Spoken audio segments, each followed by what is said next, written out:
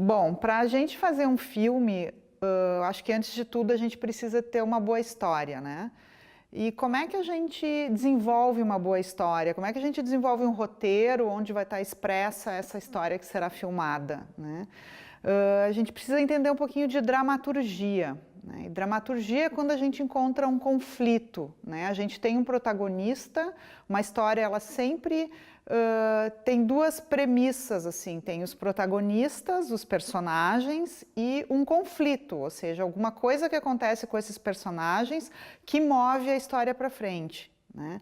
Então, nesse sentido, quando a gente vai escrever uma história, a gente sempre tem que pensar quem é o nosso protagonista, quem é o nosso personagem principal e como esse personagem principal vai avançar nessa história, assim, qual é o conflito, o que motiva ele a ir para frente a superar obstáculos, né? Porque uma história, ela não pode ser simplesmente, ela precisa ter alguma motivação, alguma coisa que leva esses personagens para frente, né? Então, quando a gente fala de conflito, a gente está falando do nosso herói, ou seja, o nosso protagonista vivendo num mundo normal, ideal, ali no seu dia a dia, tranquilo, e de repente acontece alguma coisa que faz com que ele tenha que tomar alguma atitude, às vezes por vontade própria, por querer mudar isso, por precisar lutar contra alguma coisa, às vezes mesmo empurrado, não querendo tomar essa atitude, mas sendo obrigado a tomar essa atitude em função desse conflito que surge na vida dele.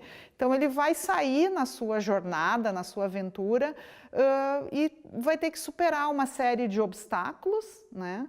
E até conseguir resolver ou não resolver, aí depende da história, e aí ele retorna novamente com o seu, digamos assim, com o seu troféu para o mundo real novamente, só que ele não volta mais do mesmo jeito que ele era, ele volta transformado por essa aventura.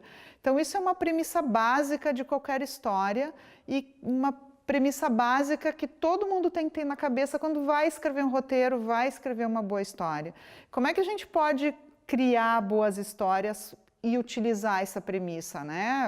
Claro que vai depender muito da imaginação, do talento de cada um, mas principalmente leiam bastante, assim, tudo que vocês puderem ler de livro, de drama, de comédia, de literatura, novela, enfim, contos.